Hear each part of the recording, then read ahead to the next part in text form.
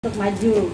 Dan ini juga sudah saya sampaikan ketika yang pertama kali ya Bang Adi mengundang saya sebagai calon wakil wali kota. Waktu itu memang saya menolak karena memang saya tidak berkepikiran untuk maju kan begitu. Kaitan proses wakil wali kota ini itu sedang dalam tahapan penggodokan kami gitu, dan memang benar salah satunya adalah koalisi Depok Tertata itu juga mengusulkan Ibu Diana Dewi.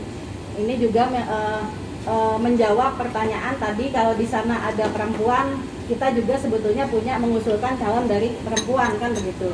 Dengan pertimbangan tadi juga ada pertanyaan sosok wakil itu kan yang kita minta itu, kalau Pak Idris sudah tahu lah track recordnya selama ini seperti apa. Nah memang menentukan wakil ini juga gampang-gampang susah kita lakukan, karena betul-betul wakil ini harus bisa melengkapi daripada wali kota nantinya.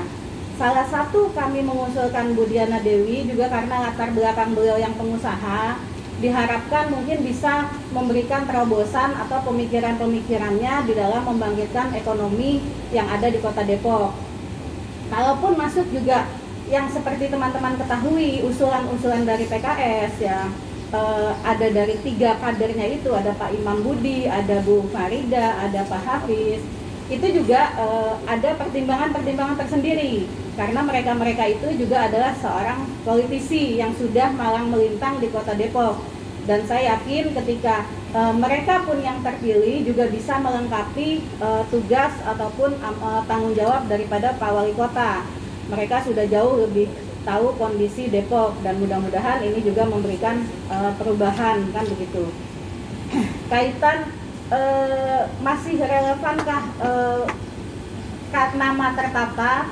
Itu Tertata dibentuk tidak berakronim daripada nama partai politik. Jadi menurut kami rapat masih bisa kita gunakan nama Tertata walaupun hanya tinggal 3 partai, PAN, Demokrat, dan P3.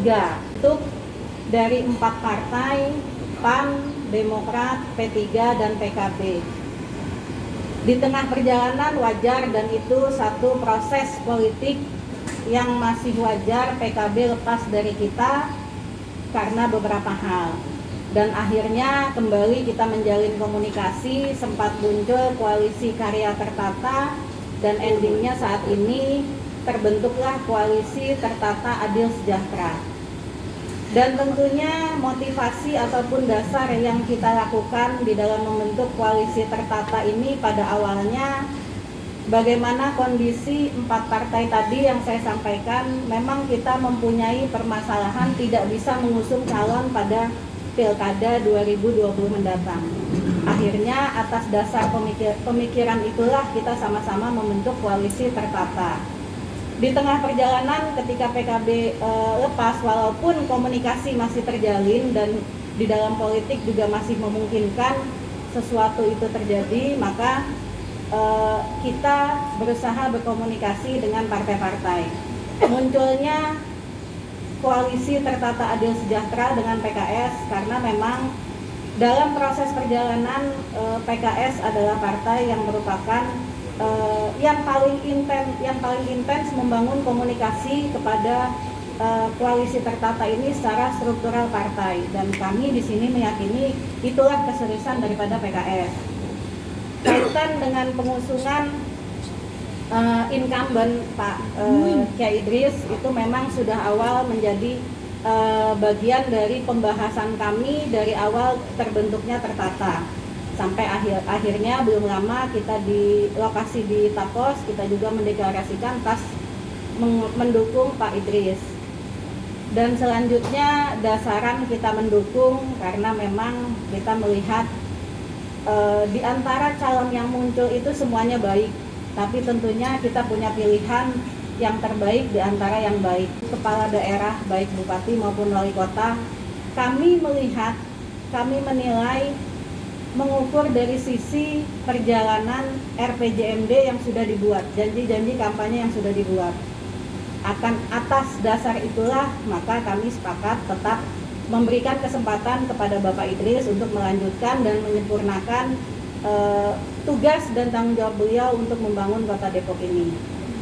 Dan tentunya yang saya sampaikan di akhir juga, kaitan untuk wakil wali kota pendamping Pak Idris, kami sudah sepakat untuk wakil nanti kita bicarakan di tahapan selanjutnya, dan insya Allah dalam waktu dekat kita juga akan membahas itu, baik dari koalisi tertata maupun dari PKS sendiri boleh mengusulkan masing-masing calon wali kota yang akan diusungkan, dan nanti kita sepakati bersama sehingga apapun keputusannya tidak mengganggu soliditas koalisi kita ini.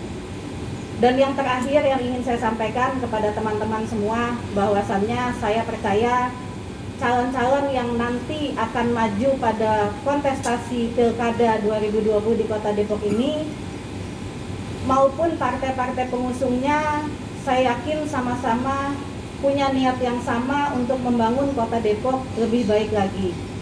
Hanya saja di dalam sebuah demokrasi, satu perbedaan adalah keniscayaan.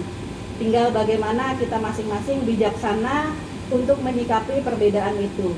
Dan yang lebih penting, kami juga mengajak bagaimana kita mengedepankan politik gagasan, bukan lagi politik kebencian. Karena dalam membangun satu kota dibutuhkan pemikiran yang baik, gagasan yang baik, serta kerjasama yang baik dari semua elemen masyarakat. Mungkin itu sedikit yang saya sampaikan. Sekali lagi terima kasih kepada teman-teman media. Mudah-mudahan kumpulnya kita di sini membawa manfaat, membawa keberkahan, khususnya di dalam membangun Kota Depok yang kita cintai. Terima kasih. Assalamualaikum warahmatullahi wabarakatuh. Jangan lupa subscribe ya.